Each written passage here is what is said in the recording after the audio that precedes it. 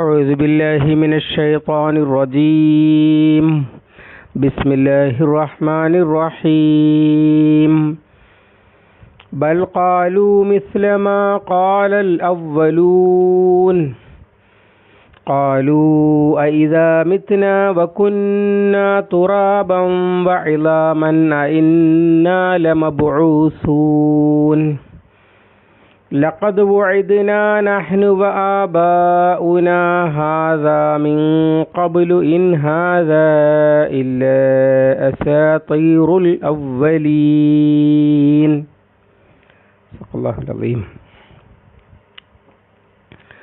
സൂറത്തുൽ മുഅ്മിനൂൻ 81-3. ബൽ പക്ഷേ ഖാലു അവർ പറഞ്ഞു, മിസ്ലമാ ഖാല പറഞ്ഞതുപോലെ, അൽ അവ്വലൂൻ മുൻഗാമികൾ. ഖാലു അവർ ചോദിച്ചു, ഇദാ മിത്ന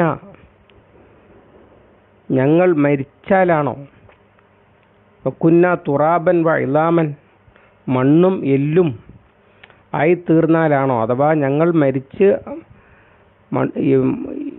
മണ്ണും എല്ലും ആയിത്തീർന്നാൽ ആണോ, എന്താണോ, ഇന്ന ഞങ്ങളാണോ, അല്ല മബൂസൂൻ ഉയർത്തെഴുന്നേൽപ്പിക്കപ്പെടുന്നവർ.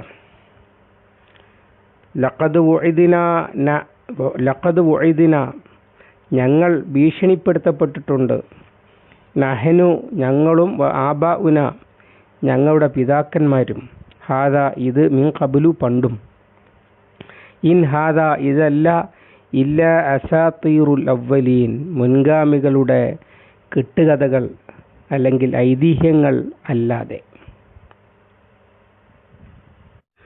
ക്ഷാമവും ക്ഷേമവുമായി പലതരം പരീക്ഷണങ്ങൾ നടത്തിയിട്ടും ബോധം വരാത്ത ആളുകൾ അള്ളാഹുവിൻ്റെ ശിക്ഷയുടെ, പരലോക ശിക്ഷയുടെ കവാടം തുറക്കുമ്പോൾ നിരാശരാകുകയും നിലവിളിക്കുകയും ചെയ്യുമെന്ന് മുകളിൽ സൂചിപ്പിച്ചല്ലോ. അതിൽ നിന്ന് രക്ഷപ്പെടാനുള്ള അടയാളങ്ങൾ പരാമർശിക്കുകയായിരുന്നു. പിന്നെ കാഴ്ചയും കേൾവിയും ചിന്തയും ഒക്കെ ഉണ്ടാക്കി കൊടുത്തിട്ടുണ്ട്. അതിന് നന്ദി കാണിക്കുന്നുണ്ടോയെന്ന് ആലോചിക്കുക. അതുപോലെ മനുഷ്യനെ പരത്തിയ അള്ളാഹു വാരുകയും ചെയ്യും, അഥവാ ഒരുമിച്ച് കൂട്ടുകയും ചെയ്യുമെന്നും, അള്ളാഹുവാണ് രാപ്പകലുകളെ മാറ്റിമറിക്കുന്നത് എന്നും ജീവിപ്പിക്കുന്നത് മരിപ്പിക്കുകയും ചെയ്യുന്നത് എന്ന്. അങ്ങനെയൊക്കെ ആണെങ്കിൽ അവനോട് എങ്ങനെ എന്ന് നിങ്ങൾ ചിന്തിക്കുന്നില്ലേ എന്നാണ് മുകളിൽ ചോദിച്ചത്. അഫലാ തഅഖിലൂൻ.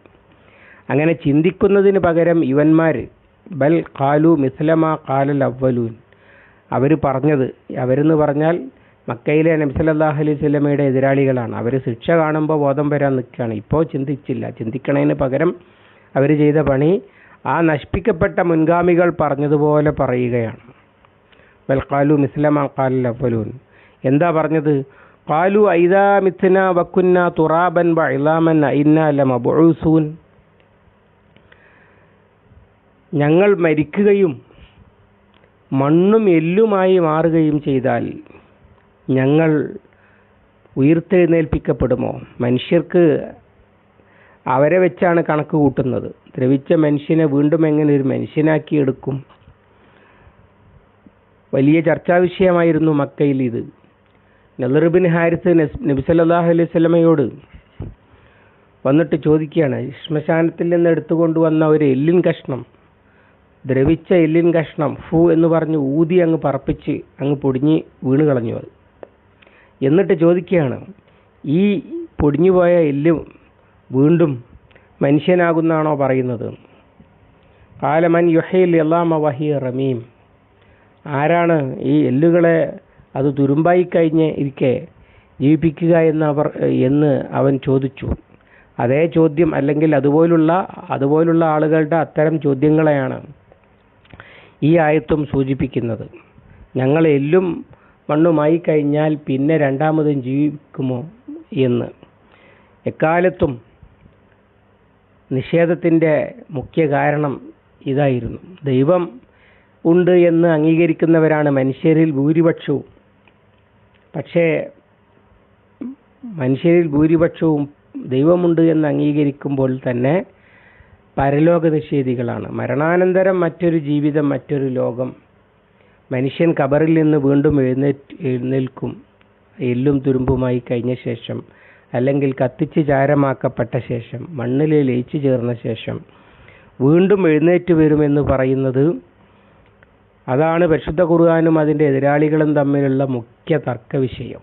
അത് അംഗീകരിക്കാനുള്ള പാടുകൊണ്ടാണ് അവർ റസൂൽ സല്ലല്ലാഹു അലൈഹി വസല്ലമയെയും അള്ളാഹുവിനെയും ഒക്കെ കളവാക്കുന്നത്. എന്നാൽ ചിന്തിച്ചു നോക്കിയാൽ അത് വളരെ സിമ്പിൾ വിഷയമാണ്. അല്ലാഹു തആല തന്നെ ചോദിക്കുന്നത് പോലെ, ആര് അതിനെ ആദ്യം സൃഷ്ടിച്ചുവോ അവൻ തന്നെ പിന്നെയും സൃഷ്ടിക്കും. ആദ്യമുണ്ടാക്കിയവൻ അലൈസല്ലാഹു ബിഖാദിരിൻ അലാ അൻ യഖ്ലുഖ മിസ്ലഹും, അവരെപ്പോലുള്ളത് സൃഷ്ടിക്കാൻ അള്ളാഹു കഴിവുള്ളവനല്ലയോ? അഥവാ നമ്മൾ സ്ഥിരം കാണുന്ന പ്രകൃതി നിയമമുണ്ട്, അത് അള്ളാഹ്ക്കുള്ള നിയമമാണെന്നാണ് ആളുകൾ തെറ്റിദ്ധരിച്ചിരിക്കുന്നത്. അള്ളാഹു അവൻ്റെ പ്രവർത്തനങ്ങൾ നടത്തുവാൻ സ്വീകരിച്ച ഒരു രീതിയാണ് നമ്മൾ പ്രകൃതി നിയമം എന്ന് പറയുന്നത്. അതിൽ മനുഷ്യനുണ്ടാകുന്നത് ഇണകളുടെ ഇണചേരലിലൂടെയാണ് അടുത്ത തലമുറ ഉണ്ടാകുന്നത്. എന്നാൽ ആദം അലൈഹിസ്സലാം ഉണ്ടായത് അങ്ങനെയല്ല, ഹവ്വ ബീവി ഉണ്ടായത് അങ്ങനെയല്ല, ഈസാ അലൈഹിസ്സലാം ഉണ്ടായതും അങ്ങനെയല്ല. ആദമിനും ഹവ്വാക്കുമൊക്കെ ഇതല്ലാത്ത ലൈംഗിക ബന്ധത്തിലൂടെ തന്നെ അല്ലാതെ ഉണ്ടാകാൻ കഴിയുമെങ്കിൽ ആ അള്ളാഹുവിന് മുഴുവൻ മനുഷ്യരെയും വീണ്ടും എഴുന്നേൽപ്പിച്ച് നിർത്തുക എന്ന് പറയുന്നത് ഒട്ടും അസാധ്യമായ കാര്യമല്ല. ഇന്നമാ അംറുഹു ഇദാ അറാദ ശൈഅൻ അൻ യഖൂല ലഹു കുൻ ഫയകൂൻ. അവൻ ഉദ്ദേശിച്ചത് ഉണ്ടാകണമെന്ന് പറയുക മാത്രമാണ് ചെയ്യുക, അപ്പം അത് ഉണ്ടാകും.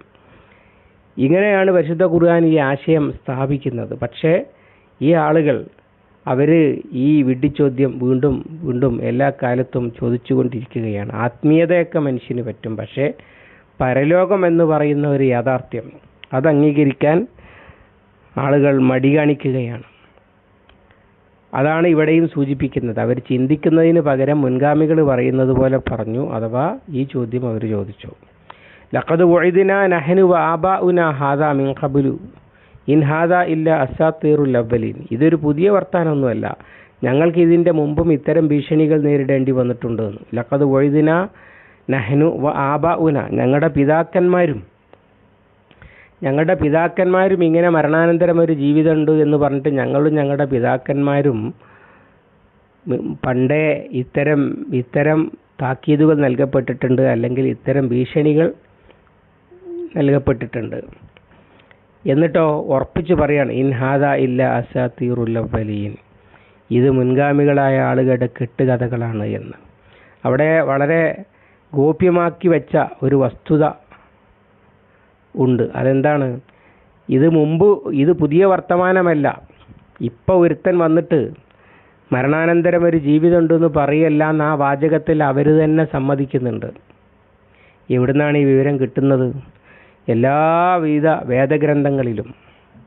ഇപ്പോൾ പരലോക വിശ്വാസം ഇല്ലാത്തവരാണ് എന്ന് പ്രത്യക്ഷത്തിൽ പറയപ്പെടുന്ന ആളുകളാണ് ഹിന്ദുക്കൾ. ഭഗവത്ഗീതയിൽ കൃഷ്ണൻ അർജുനനെ ഉപദേശിക്കുന്നത്, ഇത് ധർമ്മയുദ്ധമാണ്, ഇത് ചെയ്തിട്ട് നീ ജയിച്ചാൽ ധർമ്മരാജാവാകും, ഇത് ചെയ്തിട്ട് നീ മരിച്ചാൽ സ്വർഗത്തിൽ പോകും, ഇത് ചെയ്യാതെ നീ മരിച്ചാൽ നരകത്തിൽ പോകും. കൃഷ്ണൻ ഉപദേശിച്ചതാണ് എന്നാണ് പറയുന്നത്. മുഹമ്മദ് സല്ലല്ലാഹു അലൈഹി വസല്ലമ പഠിപ്പിക്കുന്ന പരലോക വിശ്വാസം അതേപോലെ ഒട്ടും കുറയാതെ നന്മക്ക് നന്മയും തിന്മയ്ക്ക് തിന്മയും പ്രതിഫലം കിട്ടുമെന്ന് തീർത്ത് പറയുകയാണ്. എങ്ങനെയാണ് വ്യത്യസ്ത കാലങ്ങളിൽ ജീവിച്ച, സഹസ്രാബ്ദങ്ങളുടെ വിടവിൽ ജീവിച്ച ഈ രണ്ടാളുകൾക്ക് ഇതുപോലെ പറയാൻ കഴിഞ്ഞത്? അതവർ ചിന്തിക്കുന്നില്ല. അവർ തന്നെ പറയുന്നത് വ്യത്യസ്ത കാലങ്ങളിൽ ഈ ഭീഷണി ഞങ്ങൾക്ക് കിട്ടിയിട്ടുണ്ട് എന്നാണ്. അപ്പോൾ അതിൻ്റെ അർത്ഥം വ്യത്യസ്ത കാലങ്ങളിൽ അള്ളാഹു അയച്ച റസൂലുമാരും നബിമാരും മനുഷ്യ സമൂഹത്തോട് മരണാനന്തരം ഒരു ജീവിതം വരാനുണ്ട് എന്ന് താക്കീത് നൽകിയിട്ടുണ്ട് എന്നാണ് അവർ വരികൾക്കിടയിലൂടെ യഥാർത്ഥത്തിൽ സമ്മതിക്കുന്നത്. എന്നിട്ട് അവർ പറയുകയാണ്, ഇൻ ഹാദാ ഇല്ല അസാത്തീറുൽ അവ്വലീൻ, ഇത് മുൻഗാമികൾ കെട്ടിയുണ്ടാക്കിയതാണ്, ഇത് വെറും ഐതിഹ്യമാണ്. എവിടുന്ന് കിട്ടി ഈ ഉറപ്പ് കിട്ടിയതുപോലെയുണ്ട്. പൊതുവെ ആളുകൾ പറയാറുണ്ടല്ലോ, മരിച്ചവരാരും തിരിച്ചു വന്നിട്ട് അങ്ങനെ ഒരു ലോകമുണ്ടെന്ന് പറഞ്ഞിട്ടില്ല. കേട്ടാൽ തോന്നും മരിച്ചവരാരൊക്കെയോ തിരിച്ചു വന്നിട്ട് അങ്ങനെ ഒരു ലോകമൊന്നും ഇല്ലാട്ടോ എന്ന് പറഞ്ഞിട്ടുണ്ട്. അതും പറഞ്ഞിട്ടില്ലല്ലോ. പിന്നെ എവിടുന്നാണ് ഇവർക്കിത് കിട്ടുന്നത്? മനുഷ്യ സമൂഹത്തിൻ്റെ വലിയ വ്യത്യസ്ത കാലങ്ങളിൽ, വളരെ അകലങ്ങളിൽ, നൂറ്റാണ്ടുകളുടെ അകലങ്ങളിൽ ജീവിച്ച മനുഷ്യർ മരണാനന്തരം ഒരു ജീവിതമുണ്ട് എന്ന് മനുഷ്യനോട് അവരുടെ ബോധ്യം പറയുകയും അതിൽ നിന്ന് രക്ഷപ്പെടാൻ ഉപദേശിക്കുകയും അതിൽ നിന്ന് രക്ഷപ്പെടണം എന്ന ബോധത്തോടു കൂടി ജീവിക്കുകയും അതിൽ നിന്ന് രക്ഷപ്പെടാൻ വേണ്ടി എന്ത് ത്യാഗവും ചെയ്യാൻ സന്നദ്ധരാകുകയും ജീവൻ വരെ അതിനുവേണ്ടി പണയം വെക്കുകയും ചെയ്തത് എല്ലാ വേദഗ്രന്ഥങ്ങളും പരിശോധിച്ചാൽ കാണാൻ കഴിയുന്ന വസ്തുതയാണ്. എന്നിട്ട് അവർ പറയുന്നു ഇത് കെട്ടുകഥയാണ് എന്ന്. അതെങ്ങനെ മനസ്സിലായി അവർക്ക് കെട്ടുകഥ എന്നത്? യഥാർത്ഥത്തിൽ കെട്ടുകഥ എന്ന് പറയുന്നത് അത് ഇല്ല എന്നുള്ള വിചാരമാണ്. അവർ ഒരു അറിവിൻ്റെയും അടിസ്ഥാനത്തിൽ പറഞ്ഞതല്ല, വെറും ഊഹം പറഞ്ഞതാണ്. എന്നിട്ട് വസ്തുത പറയുന്നതിനെ കെട്ടുകഥ എന്ന് അല്ലെങ്കിൽ ഐതിഹ്യങ്ങൾ എന്ന് ആക്ഷേപിക്കുകയാണ് ചെയ്യുന്നത് എന്നർത്ഥം. ഇനിയും അത് മനസ്സിലാക്കാൻ ഉള്ള അവരുടെ ചോദ്യങ്ങളാണ് പിന്നെ ഇനി കുറേ ആയത്തുകളിൽ അല്ലാഹു തആല പറയുന്നത്. ഇൻഷാ അല്ലാഹ് അടുത്ത ദിവസം. അല്ലാഹു അനുഗ്രഹിക്കുമാറാവട്ടെ. അല്ലാഹുമ്മ അല്ലിംനാ മാ യൻഫഉനാ വൻഫഅനാ ബിമാ അല്ലംതനാ റബ്ബനാ സിദ്നാ ഇൽമൻ വഫഹ്മൻ വദിഖത്തൻ വനദറ. اللهم اجعل القرآن ربيع قلوبنا ونور صدورنا وجلاء حزننا وذهاب همنا وغمنا. ربنا تقبل منا إنك أنت السميع العليم وتب علينا إنك أنت التواب الرحيم واغفر لنا يا غافر المذنبين. وصلى الله على محمد وعلى آله وصحبه وسلم والحمد لله رب العالمين.